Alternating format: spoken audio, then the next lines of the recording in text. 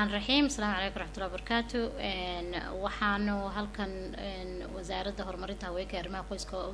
diyaar garoobeyna sidaan u qaban qaabil lahayn una hirgelin lahayn maalinta loo yaqaano maalinta loo dabaaldego haweenweynaha adduunka maalintan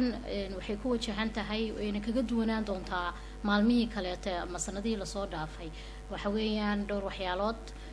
waa mid horeete waa tii sanad ay kasoo wareegtay xilligii siyaasadii ku wajahnayd gudniinka joojinta gudniinka gabdhaha oo la saxiixay 8 Maarso ee sanadkii hore 2014 sanadka kan marka hadii la yiraahdo waxa guul loo noqon doonta inaanu hirgelino oo saxiixino oo daahfurno siyaasadda jinsiga ama lamaanaha siyaasadani waa siyaasad muddo badan soo socotay laga shaqeynayay la agaasimayay lagana munaashaqooday iyadoo laga doodayo xaq dhaqameed xaq diiniyan iyo habkii la iskugu wajihi lahaa wixii diintanada ay jihaysay loona adkeyn lahaa marka sidaas daraadeed maanta waxaanu qabanay shir wasaaradda ay isugu yimaadeen dadyo kala duwan oo ay kaga munaashaqoonayaan doorka kala duwan ee reer Puntland ay ku kala yeelanayaan siyaasaddan markii la dhaqan geliyo dirdirgelinteeda iyo wixii ku soo aadmaya muhiimadda siyaasadana wax kale maaha waxa weeyaan sidii horta loo xoojin lahaa xuquuqda gabdhaha ee diinteenu ay noo waafajisay marka sidaas darteed taa maadaama ay xoojin u baahan tahay in la xoojiyo dhankii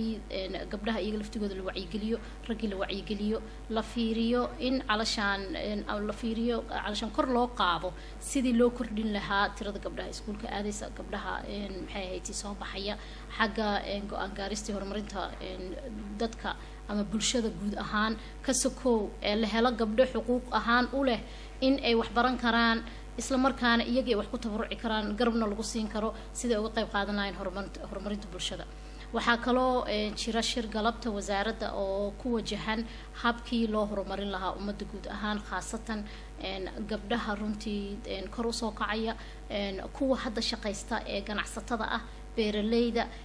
kuwa iyana danyarta ah sidii dhaqaale kobcin loogu sameyn lahaa isla markaana laftigeeda lagu maldaho barnaamijyada la xiriira dhiirigelinta ragga waayo iyagu laftigooda u baahan dhiirigelin si ay u kaabaan haweenkooda ama xaasaskooda ugana kaalmeeyaan mas'uuliyadii ee basaaray ee xagga familka ama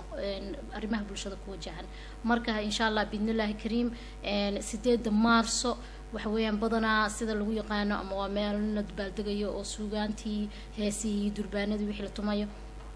inaga sanadkan marka waxaan go'aansanay in aan muxaadaro soo jeedino oo wadaadayno yimaadaan muxaadaradaas waxay ku wajahnaanaysaa dabcan in lagaga hadlo xuquuqda gabadhu leedahay ee diinteenu ay